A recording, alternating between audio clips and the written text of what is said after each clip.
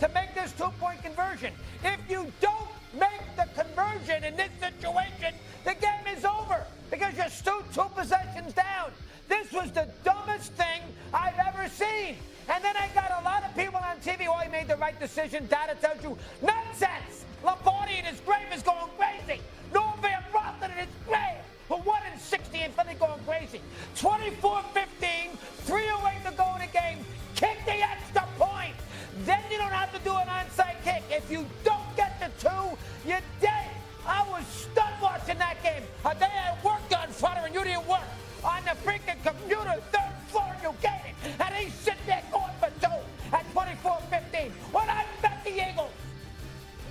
When you bet the Eagles, there it is. That is where I was going. I was waiting for you. My question to you was going to be, how much money did you lose? Yes. Never fails. That was stupid, Marcus. No, he would have had to. He was trying to get the game to win the game. But then win the game, you got to tie the game first. Okay. You know, Greg Olson had a lot I'm of surprised thoughts he's wrong. Greg Olson said it's not debatable. He's crazy. Extend the game. You're down by 9 points with 3 minutes to go. If you don't get the 2, the game is over. If you kick the 2, you can kick off. Use your timeouts and have the ball down the stretch at 24-16. I got you. I agree with you.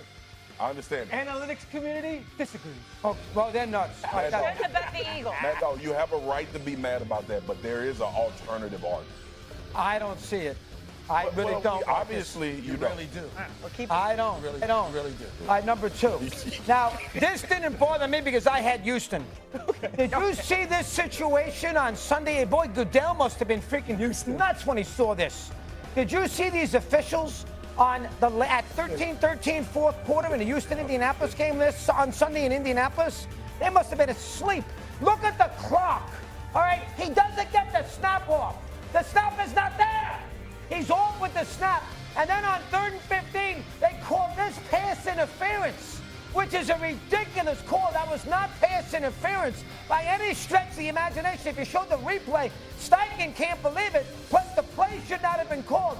Look, we can see it again. It's 0. And there's no way this is pass interference. It gave Houston a first down. And then when they get the touchdown, look at this extra point. He missed the extra point. They called it good. Houston takes a 20-13 lead. You say, Chris, look, how is that good? Tell me. What are you, blind? How does the official tell me that's good?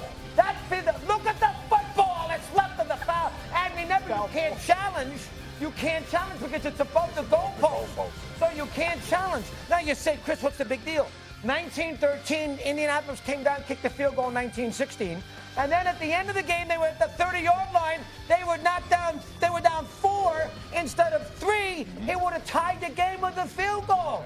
They made 3 awful calls at the end of that game, early fourth quarter. Goodell drives the officials drive him crazy, and you know that. The officials he must have said, what are we doing? They screwed up the clock, they screwed up the call, and the extra point. Your thoughts? I can't get over how Extra point.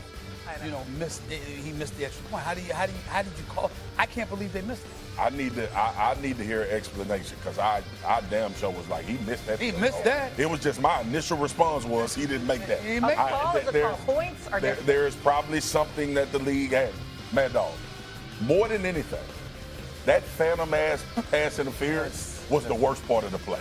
Right? They give you a little tick after the clock goes to 0 in the NFL. They do. The refs will tell you that from the time we get our eyes from the clock down to the quarterback. Still, that was way I got you. But the pass interference was the one. That was awful. I thought you were going to say the Baltimore offensive pass interference on the touchdown they had. That hurt me. That was awful. They're all ticky-tack, but they are literally. I had the over on Thanksgiving night, the turkey. There it is. A disaster. I was puking and everything else. He had the touchdown in the end zone in the Raven game. Okay. Back, Rod, that's your fault. You love the over. TMI. TMI. All right, number 3. How about Lane Kiffin? Listen, I don't want to go kill Lane Kiffin all week because I did it last week. You did. But he's such a layup to kill right now. I mean, but the words I heard out of him this week were absurd. First off, we waited 2 weeks for him to make this decision. and he wasn't going to make it. I know he disagrees with me on this, so his response will be good. He didn't want to make it until he saw Alabama because he thought he was going to be able to coach in the SEC championship game. So until Alabama got that the touchdown against Auburn, he wanted to sit tight because if Alabama lost, Ole Miss was going to play the SEC title game, and he wanted to coach that. That's why the delay took so long. That's out of line. Number 2, I got to sit. I have to ask God. I have to pray on it. Hey, let me tell you something. Lane, okay, for me, and I'm religious. God doesn't care. Okay, he's not interested about you going down 150 miles south to Baton Rouge. He's not interested. Don't give me the God stuff, please. You got more important things to worry about right now in the world than that. That's number 2. And number 3, and then he tells me, well, my solution was I wanted to coach the team in the playoffs. So he wanted his cake, and he wanted his cake and eated it too. I want to go to the LSU, and by the way, before I go, I want to coach the 3 games that Ole Miss is going to play here in the postseason. Who the hell's going to agree to that? Ole Miss said, "What are you crazy? Get out!"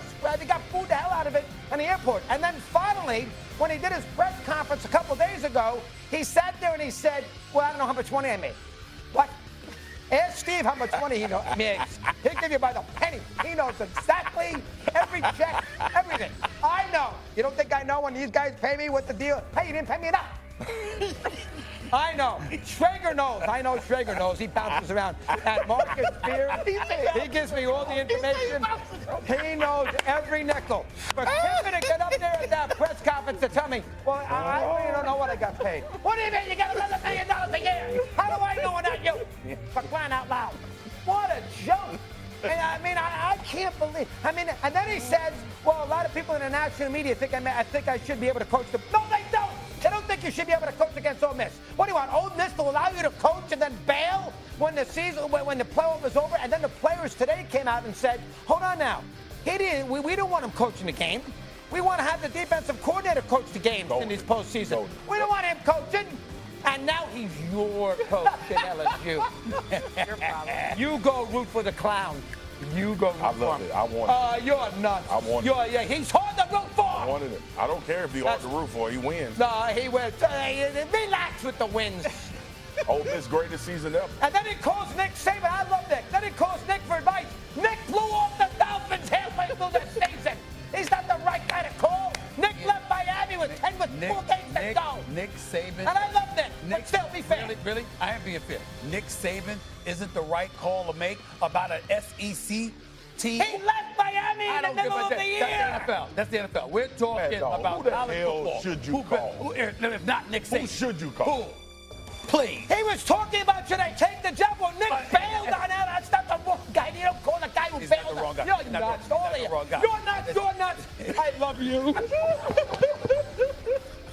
That's the funny duo idea. That's it. I've had it. Good night. No, like, I didn't know I had what was to about move to my head happen. to the Very side. good, Mad Dog. Coming up next.